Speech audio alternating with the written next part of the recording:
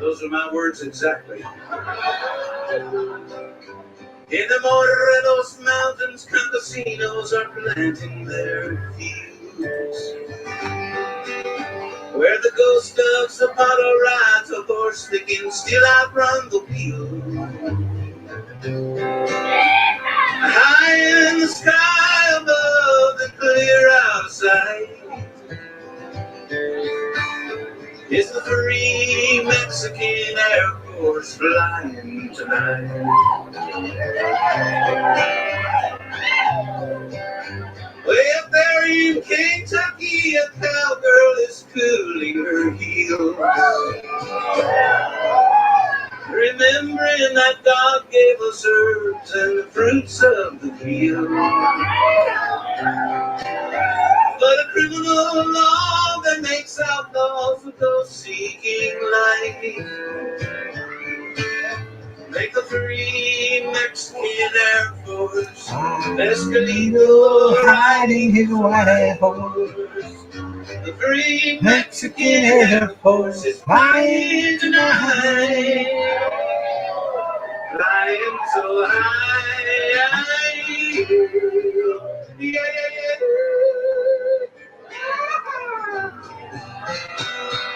How strange and innocent herb causes money to burn. They'll jail you or kill you for making those rich fat cats squirm. But nothing can stop us, my vision is clearly in sight. And the free Mexican Air Force is flying tonight.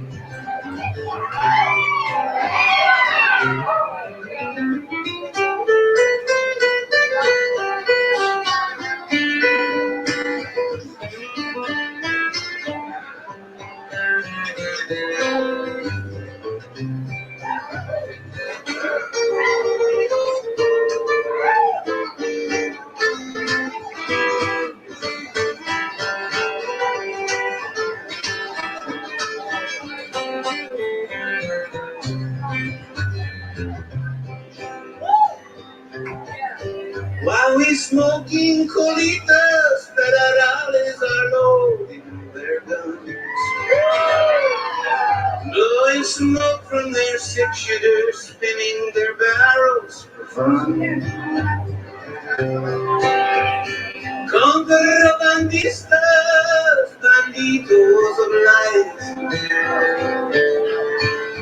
we're the free Mexican Air Force and we're flying tonight.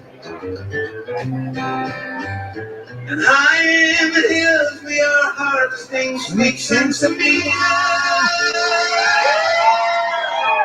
The law wants it all because they think the one we can free us. Freedom for us is a prison for the rulers of might.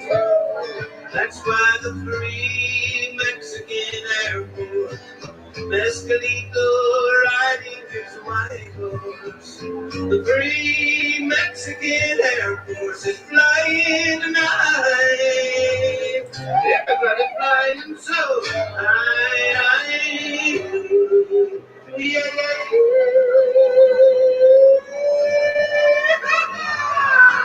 flying tonight. Okay.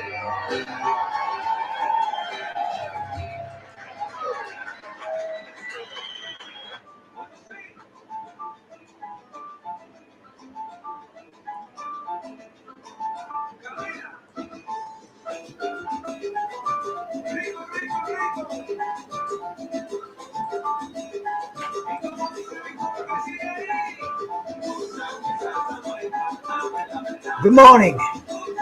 Bye, baby. My baby's taking off on me today. All right, get out of here. Yeah, I made you famous.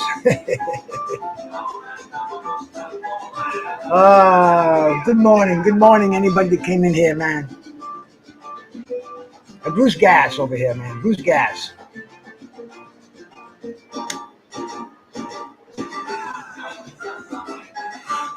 The Tokatu is being soaked right now. My lovely wife, she just left for some important stuff, I guess. A little shopping and bopping.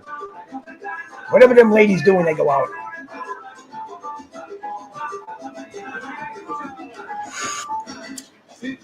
Anyway, salute anybody that stopped in here, man. BK, thank you, my brother, for coming in. Jose Diaz, salute, my man. We're smoking that evil weed over here, bro. And D Styles, my brother. Salute, my man. Salute. I hope the music's not too loud. It's okay?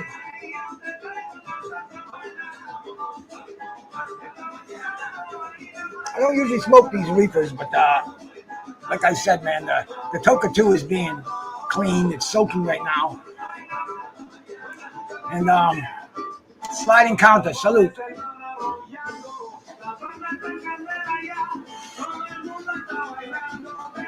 I saw something yesterday, and it hit me kind of hard, man. You know, let me see if I can bring up the photo. Let's see if I can find it here, man.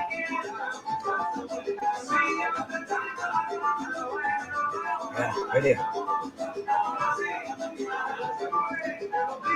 The great Wilfredo Gomez.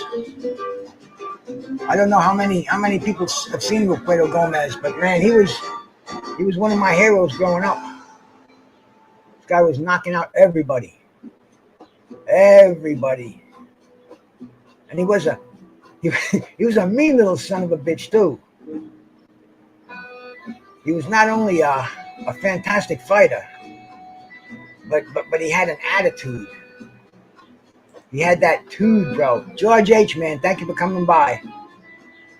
I saw him spit on fallen opponents. I mean, push hands away. He didn't want to shake hands. He didn't want to make no friends. They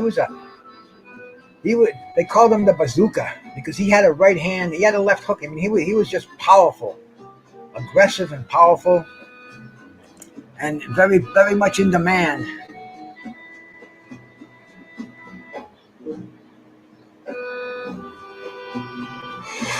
The Puerto Rican people, they took to Wilfredo Gomez. He was everything that Puerto Rico wanted. He was a killer. He was a knockout artist. He was a boxer. He was basically, he had a draw in his first fight, but after that, he went undefeated. Undefeated for a long time, man. The first time I saw him on television, well, I'd read him in the magazines. You know, we'd read about this killer from Puerto Rico who was knocking out everybody, and he won the WBC super bantamweight title.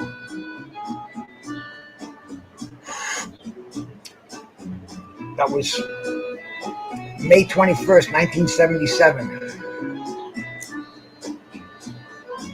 He definitely had that dynamite in both fists, but he beat Duke Kim Young at the San Clemente Stadium in Puerto Rico. The Calizo Roberto Clemente Stadium. But after that, if you were a fan of boxing in any way or form, and this is how we didn't get our information here on YouTube like we do today. We got it on the magazines. If we're lucky, if we see a little strip in the sports section around here anyway, man. Maybe out west in Mexico, maybe even New York. We're kind of sheltered over here in Rhode Island. But man, I saw my Wide World of Sports, CBS Sports Spectacular. He took on the fight that I remember seeing was Leonardo Cruz. Leonardo Cruz, a tough veteran, over 30 fights. Took him out in the 13th round, and man, we're talking about fighters who fought 15-round fights. Wilfredo Gomez was 12 rounds. That was regional championships. Wilfredo Gomez was a world champion, and that was 15 rounds. And after that, he took on the undefeated Carlos Zarate, and Carlos Zarate, 52-0, 51 knockouts. Mexican fighter that was just knocking out everybody. He was a bantamweight champion, and he moved up to challenge Wilfredo Gomez. And I think I can probably dig that fight up here. The highlights, anyway. Let me do my little production tricks over here. See if I can find it. See if I can find it. I have to take the shades off to look down at my little TV over here, my little screen. But yeah, here it is. Here it is, man. Just you're gonna see the viciousness of this man. And like I said, he's taking on Carlos Zarate, who had beaten Alfonso Zamora, another sensation. Because I go on D-Style's show on Mondays, and we talk about a lot of these lighter weight fighters. And right now, I'm not as hip as I was back then. It's almost like I've regressed in my knowledge of these lighter weight fighters. But no, that's not what I wanted to do. This is what I want to do here, man. I'm constantly learning this YouTube stuff over here, man. We can put this on. We can put this on a screen over here. We can put it on a big screen, a little screen. Let's put it on a big screen because they have a lot more to say than I do. We'll keep the volume down so we don't get in any trouble. But see, this is all educational and entertainment. And right now we're looking at Carlos Zarate and Wilfredo Gomez, two undefeated super bantamweights over here. And you got to remember, Carlos Zarate knocking out everybody. That little bantamweight had a left hook that would take your head off. I'm trying to curtail my language now so I can be accepted on other panels without my shit. But anyway, man, we're looking at the. I guess we got the whole fight here. It wasn't a long fight, so believe me, it will be interesting. And this is Wilfredo Gomez in his prime. This is when he was knocking out everybody. And we had the he'd always be accompanied by his music. I'm not even sure on the ethnicities of music. I don't know if salsa or mariachi. I guess mariachi would be the Mexican. The salsa would be the Puerto Rican. But yeah, bro, you'd hear music like this. You'd see crazy fans in the background. I mean, you think that American fans are. Is this music too loud? Help me over here, man. I don't want to drown you out.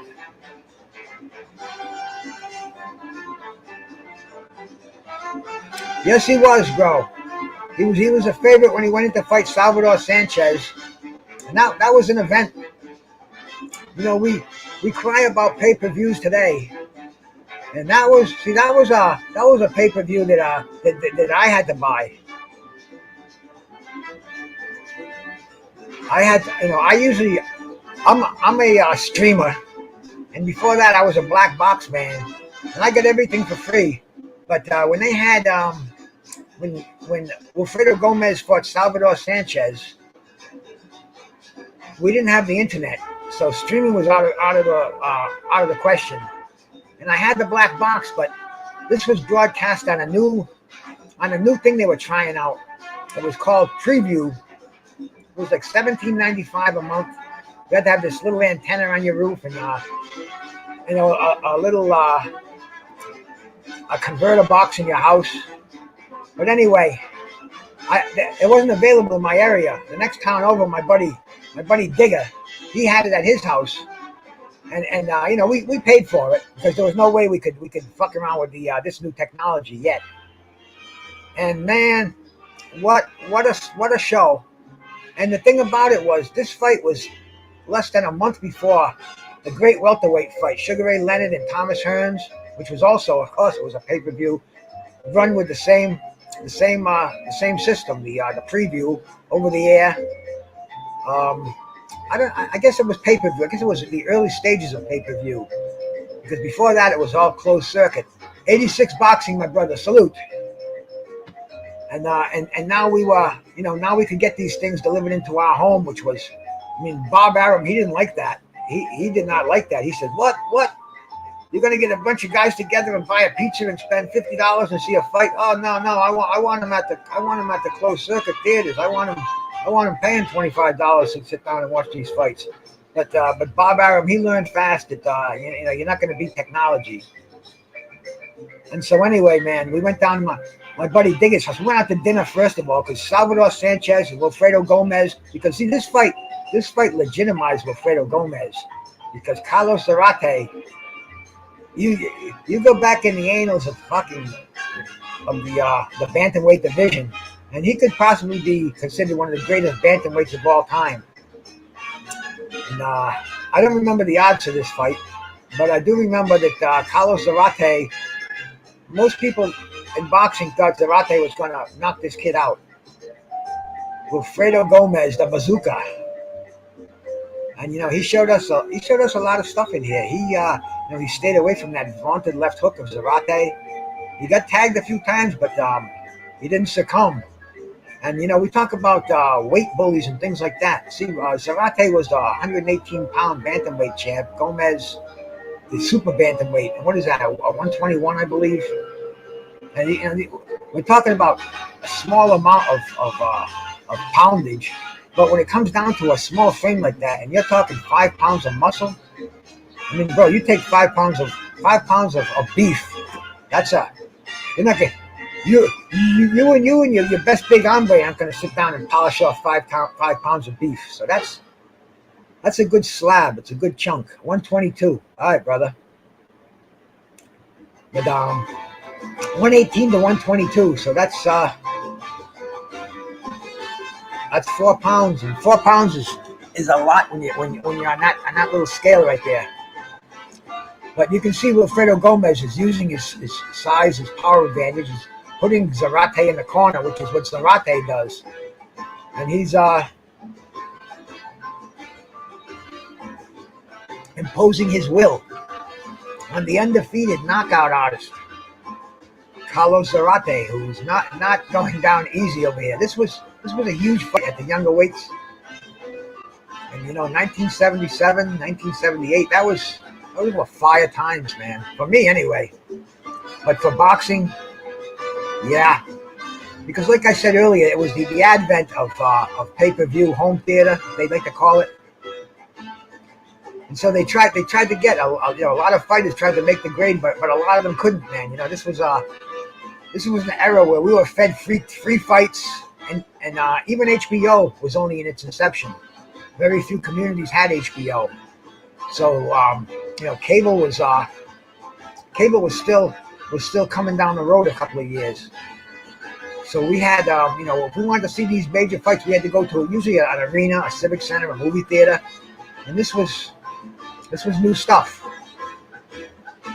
And this kind of made guys like Wilfredo Gomez, Salvador Sanchez, even to an extent, Sugar Ray Leonard, Aaron Pryor, Aguayo. It made these guys heroes because, they weren't there.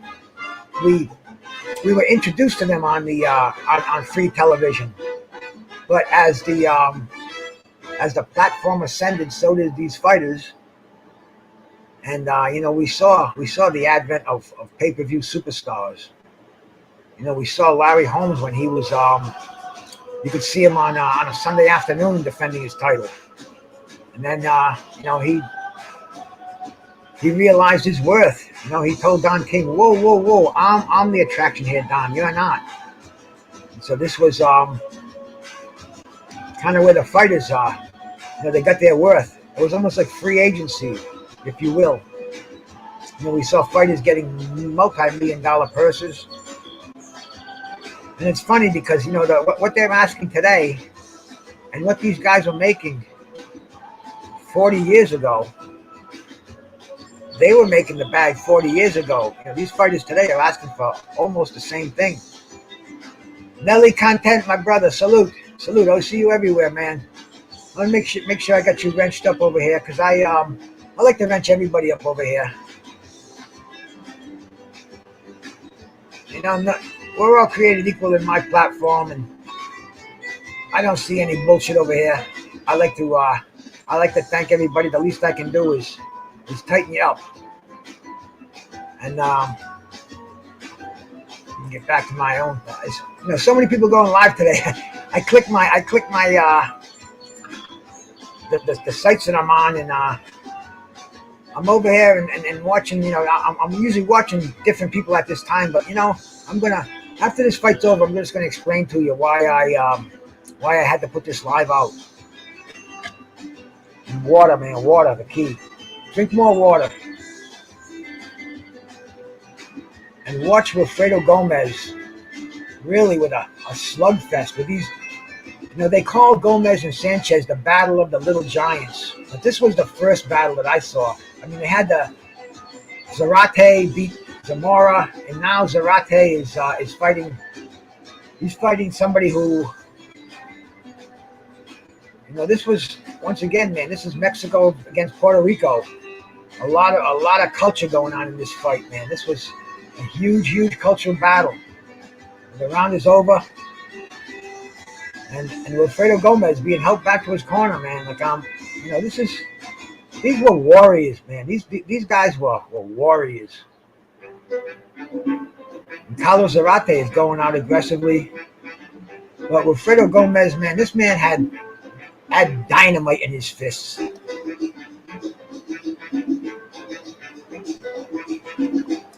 And this is the way I remembered him.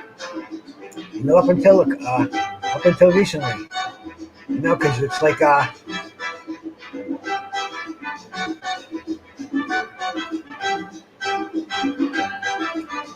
time waits for nobody. So you have to be prepared for later on down the road. You're talking to somebody who's totally unprepared, taking it day by day. But I don't know, maybe I got God on my shoulder or something.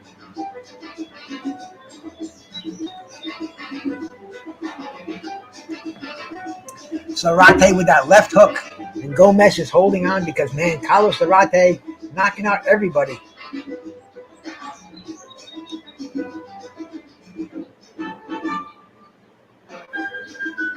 I don't know, sliding counter. I used to follow Wilfred Benitez, another one, man. I saw Wilfred Benitez recently. Breaks my heart. He's living on a $200 a month Social Security check. He's living in Chicago with family. And, Wilfred Benitez is another one, man. I can't see into the future, but, I'm giving Wilfred Benitez my flowers. I'm giving Wilfred Gomez my flowers while they're still here. And, after seeing what I saw, it just kind of snaps you into reality. Because all this is fleeting. Time waits for nobody, and this is how I escape time. I go back and I watch these fights. I remember sitting there, man. I remember having my Toka 2.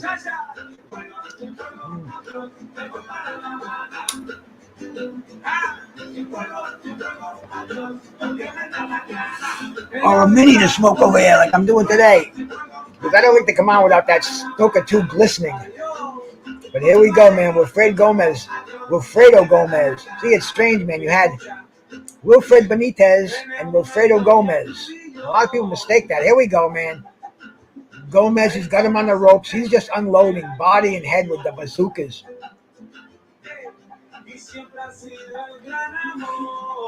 I thought they zapped me for that, but that shouldn't be any problem. Yeah, there we go. It's coming back and forth. And there goes Carlos. He gets down and up him. See Benitez? He's not giving him a break. He's not going to a neutral corner. He's standing there ready to slam him. And I believe this fight is over. I believe they stopped the fight. Zarate's corner has come in, or have they? I don't know. Yeah, it's weird, man. When you get down into Puerto Rico, and things go happening, and people start yelling, you don't know what's going on. I don't know if this fight is. Yeah, they're gonna come out again, man. I thought this fight was stopped. And look at this shit, man. This is war. 5th round. We've had all that action in 4 rounds, man. And now we're coming on to the 5th round. And here we go, man. This is the beauty of our YouTube. You know, instead of having these fucking wars that are going on, man, everybody's screaming at each other. You're not on code.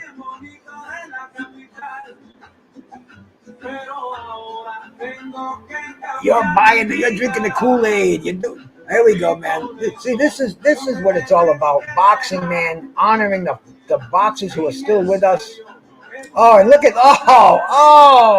that referee is ready to stop this. Look, he stops it and starts it again. This fight is not going to be stopped without. And Gomez hits him when he's down. Whoa, Towel just came in. Fight is over. Wow. That is Wilfredo Gomez, man. That is the killer. Where's my lighter here, man? I gotta light this. See, I'm used to the toka too. I gotta see. This was early in the morning. Derek Clark, my brother. Salute, man. Salute. Glad to have you in here, man. And don't forget to hit that thumbs up button. Let me tell you a little story here, man. This just happened last night. This is the power of this crazy internet world that we live in. This is my buddy Skywalker, Tim Moosey. Cool cat, man. He washes. He's a veteran of Afghanistan, Iraq. Anyway, man, he washes windows, high rise, 60 stories up there in Albuquerque. And he is he's got his own channel. Let me make sure we have that. See, I've got the music up kind of loud, and I don't want it to be overpowering. I hope you can still hear that, because I love finding this music I can play, and we found some salsa music, and how appropriate. Tupac, my brother, Tupac, my man. Always puffing them when you got them, and we are over here, bro. My first buzz of the day. See, I got up kind of late today. That's what my story. See, everything comes back to me. I get my train of thought kind of floats on me. I'm reading the chat. She's my brother, Kenneth Johnson. Salute, man. Thank you for stopping by. Don't forget to hit that thumbs up for your brother Bruce Gas over here, man. Andre, salute. So anyway, man. I'm on last night. It's just about before I'm going to crash. I did my Tuesday night fights with my brother George Jakovic. We talked about 70s boxing, which I guess I might be stuck in the fucking 70s, man. me and Cheech and Chong and shit. Fuck. But anyway, man, I went on, listened to a couple of cats on there last night, and I was winding it down. And I saw my boy Tim the Skywalker was doing a live. Antone, salute, my brother. Salute. And Tim just started his channel up. Tim's always been. In fact, the first time I went on live, I think Tim was one of the first guys that came in here. And man, that's Bobby Chacon's nephew. So Tim's got the blood in him. And then he heard me talking about the featherweights over here, man.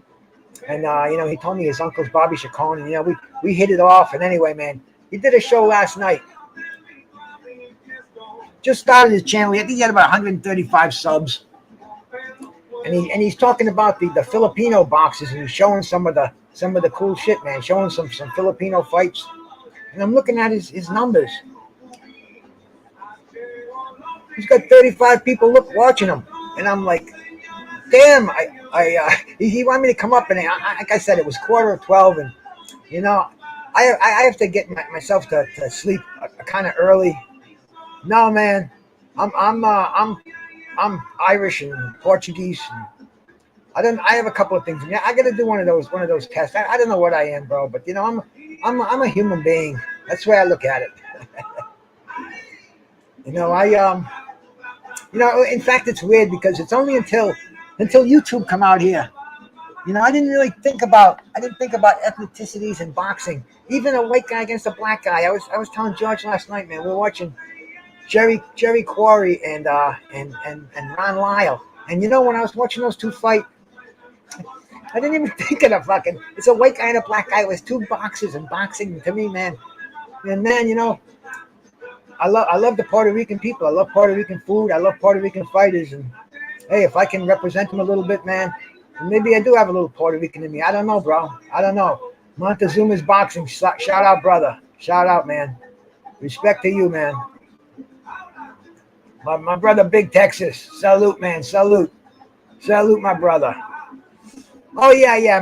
My buddy Tim the Skywalker. So I'm on his show last night, and he's saying, come on, Bruce, because I go on there all the time. Sometimes it's only me and him on there, but he's a great guy, and he's having a good time out there. Family man, he's fishing. And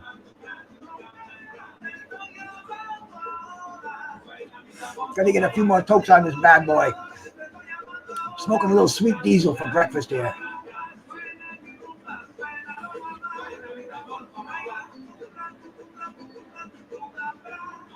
So anyway, I'm on the show and I'm watching the views go up on my, and I said, Tim, I said, you're getting mad views over here, bro. I mean, you got more views than you got subs. I watch them, 100 views. I'm like, dude, yeah, this is something.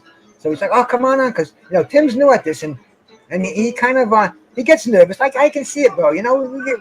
Jesus, I got 14, I got 15 people watching me. I should be having a fucking a panic attack over here. But see, that's why I got the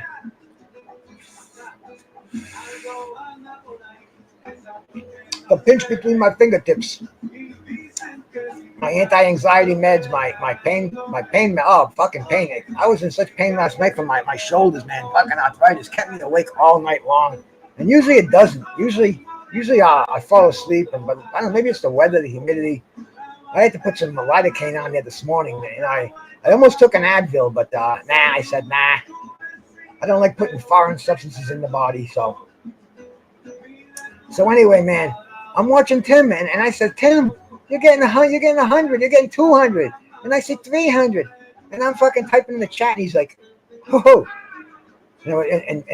he was sharing the Filipino boxing, and then the fight stopped, and the views started going down. He went from 500 to 250, and I said, Tim, I said, keep showing the fights, I don't know what you're doing, but you hit the algorithm, and anyway, he was with K-Rod. K-Rod was his producer.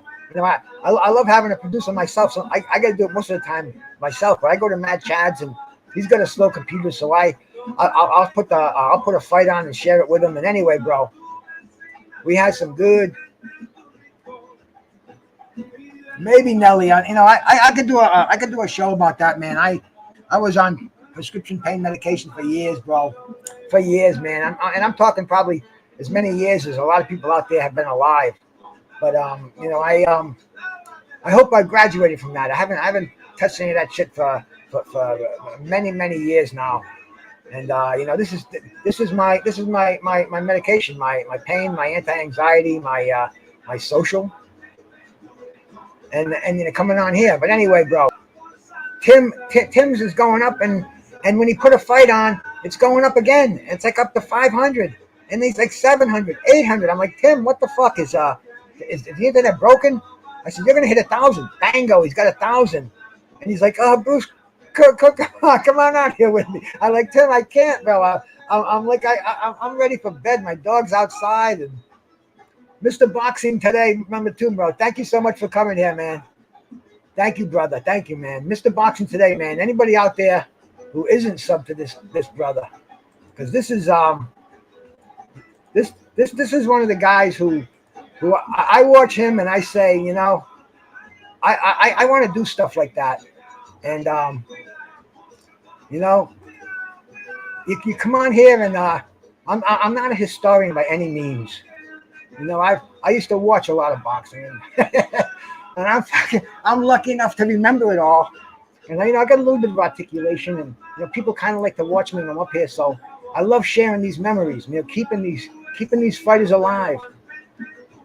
But anyway, man, yesterday I was looking at Boxing News 24. It's usually one of the first things I do when I get up in the morning. And then I saw the picture, and I was like, what? I'm like, wow. And I saw it was Wilfredo Gomez. and I read the article, and I'm going to read this article if I can because it's not very long, and it's very very cool, man. It's written by a guy named Robert Brazil. He's a Boxing 24 news correspondent. It's in his prime as a multi-division boxing champion. Wilfredo Gomez, 44-3-1 with 43 knockouts, scored 22 consecutive stoppages, and recorded 17 consecutive title defenses. Think about that for a second. That's in the two-belt era. The coronavirus pandemic forced millions of people into self-imposed isolation and seclusion, straining relationships in the midst of hysteria when millions turned ill and millions died.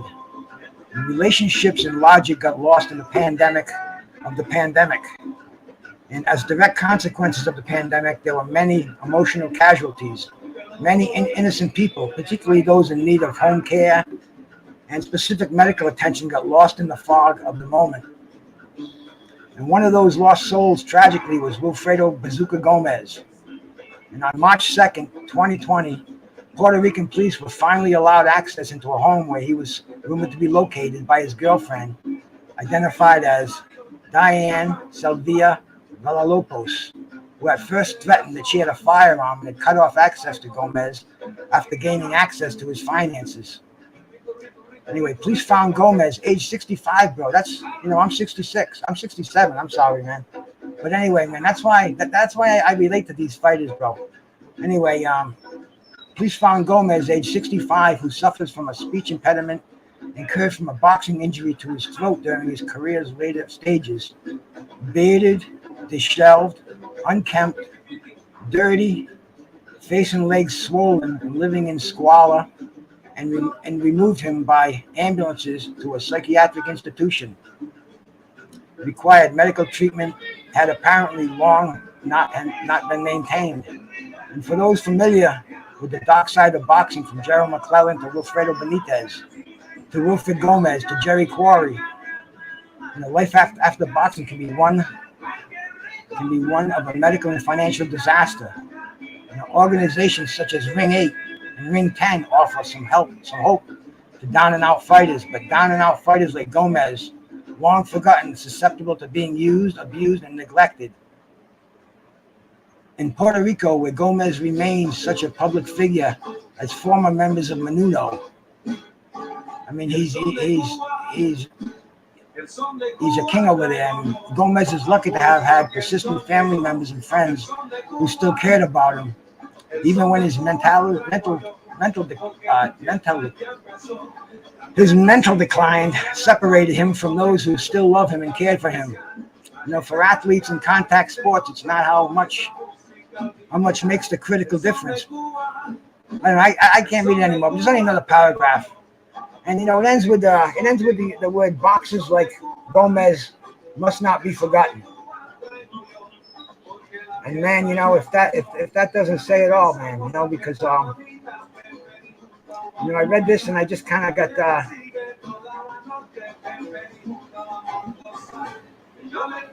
I just got a little queasy in the stomach. After seeing that and seeing the tragedies of boxing in real life. And this was a better time here. I'm gonna just show this. I'm gonna show some highlights from this fight, because like I said earlier, man, this was one of the biggest fights of my childhood. I'm saying childhood because I was in my mid-20s, but that's still a childhood. And this fight was an event. We went out, had dinner, and it was a battle of the little giants. It was Salvador Sanchez, the conqueror of Danny Little Red Lopez, and Wilfredo Gomez. And as we can see, man, right from the beginning, they exchanged, but the power, the size, the speed of Salvador Sanchez was just totally evident. And we just saw the best of Salvador Sanchez. When you go look at Blood Boxing, he's got a documentary. Jelly Bean 4280, my brother, salute. Geo James, man, I don't want to miss anybody that stops in there because I appreciate it so much, man. I see a dozen people over here, man. I realize that I'm not wasting my time. I wouldn't be wasting my time if I was doing this by myself. But after seeing Wilfredo Gomez, I mean the dude with the red, white, and blue shorts on in this memorable war, Battle of the Little Giants. And less than a month later, Sugar Ray Leonard and Thomas Hearns. So believe me, they weren't forcing these pay-per-views down our throats whatsoever. These are the kind of pay-per-views that we want them to force down our throats more and more of. I mean, look at Wilfredo Gomez. A lot of people who never saw this fight, they say Salvador Sanchez had an easy time with him. Bang! Look at that left hook. Salvador Sanchez is absorbing some major punishment. But see, he was the kind of a guy who would absorb it and bring it right back on. The first time I saw him was when he fought Danny Little Red Lopez. Danny Little Red Lopez, another one knocking everybody out, had a right hand. Danny Little Red Lopez was exciting. He'd go down, he'd get back up. And this kid, Salvador Sanchez, I didn't know who he was. He was cocky, undefeated. I don't even know if he was undefeated. Back then it didn't even matter. But anyway, he slapped Little Red Lopez around, stopped him. They were building up for a big fight with Gomez and Lopez. There was all kind of talk with Danny Little Red Lopez fighting Alexis Aguayo because he was a darling of television. But Wilfredo Gomez, Salvador Sanchez, he came crashing in on the scene, and now he's got this major pay-per-view fight, the Battle of the Little Giants in Las Vegas, August 1980. This was major stuff. And look at these guys trade punches. And Danny Little Red, I say Danny Little Red Lopez, so I can't get him out of my head because he was, like I said, man, this was the long reigning WBC featherweight champion. And now we see that's the same title that Vargas just won this weekend. So we can see the lineage here. Unscripted Virtuoso, bro. Thank you for coming by. I appreciate it, bro. I'm here to pay homage to Wilfredo Gomez. This is my tribute to him. The end of the round. Man, both of these guys, dynamite in their fists. Carlos Padilla, referee. I mean, this was truly boxing at its finest. And this was nonstop action. Like I said, me and my bros, we went out to a nice restaurant. We had wine, cigars, 3-course meals. We were smoking joints in the restaurant. The owner, he didn't care because we were smoking cigars and it messed up the smell of the weed. And Christ, we were spending shit, man. I think 4 of us, we must have spent $200. And back in 1980, $200 on dinner for 4 people, that was big. We might have even been doing coke back then. I'm not even sure. You know it, Kenneth Johnson. A lot of people's favorite. Check out everybody. I'm sure you have checked out Blood Boxing's documentary on Salvador Sanchez. But look. Oh man, look at his fucking right eye. Ooh. You know what that means? That means that Salvador Sanchez has got a left hook that's just bouncing off. Oh, right hand, left hook, man. This was some slick stuff. But see, I look at this and I kind of smile, I really do, man. And looking at Wilfredo Gomez as I saw him the other day, and I saw that picture earlier in the year, but it didn't hit me. I don't know, maybe there was too much stuff going on. It didn't hit me like it did. And there we go. This is the end of the fight. I think it was the end of the fight now. And they can't. Oh man. No, that's it. Carlos Padilla. He is a very experienced referee. And that was it, man. Like, this made a hero out of Salvador Sanchez. And sad, but he met an early demise. And Wilfredo Gomez, He came back. You know, believe it or not, man, Wilfredo Gomez was not done at any means. And see, you got to remember, these guys are having these fights when they're in their fucking early 20s. They didn't have to marinate these fights. They didn't have to let them sit and stew or whatever it may take.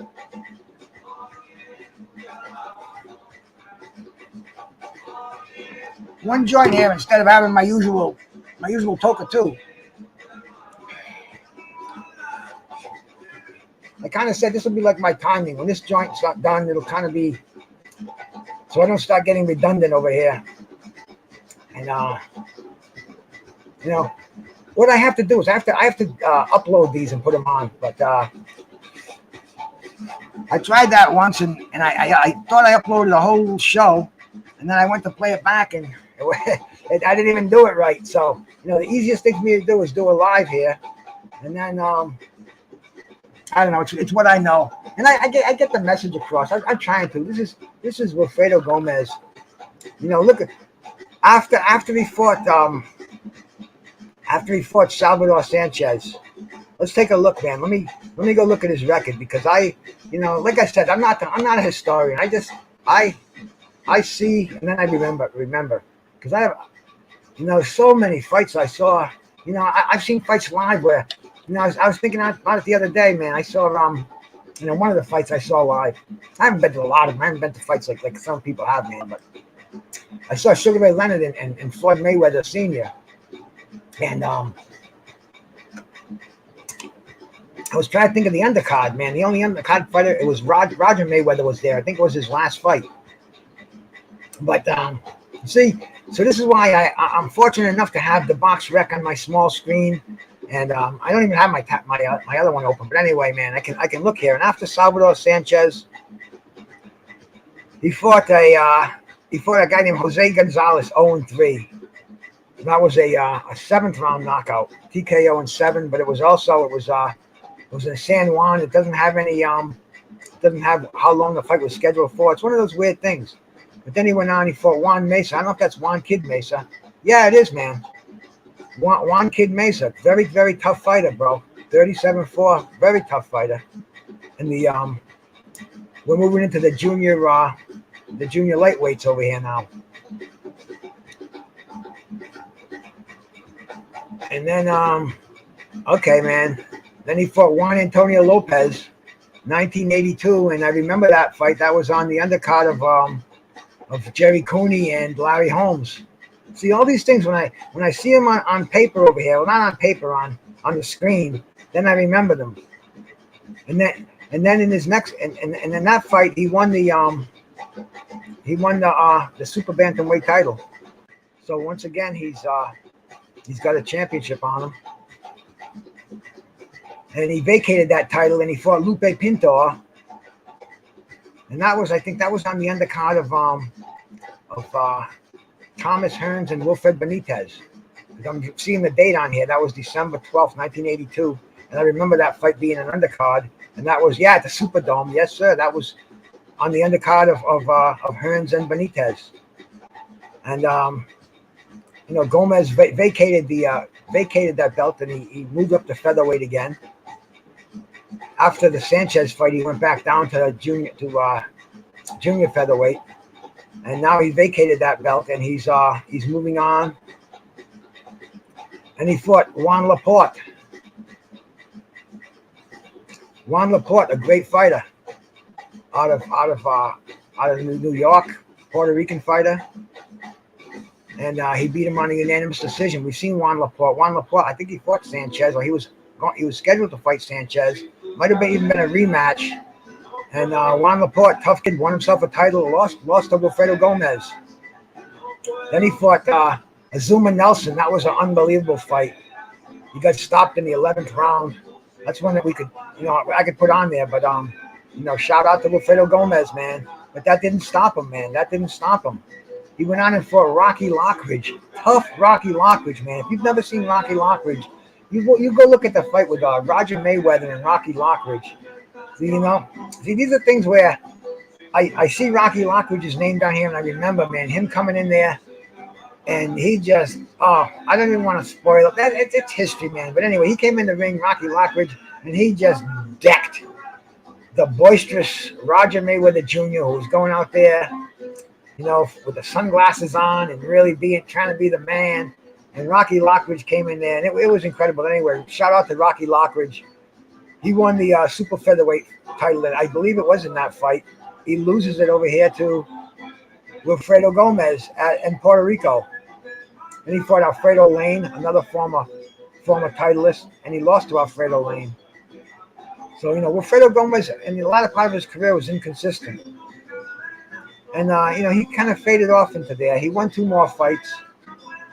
Mario Gonzalez and Malo Salazar.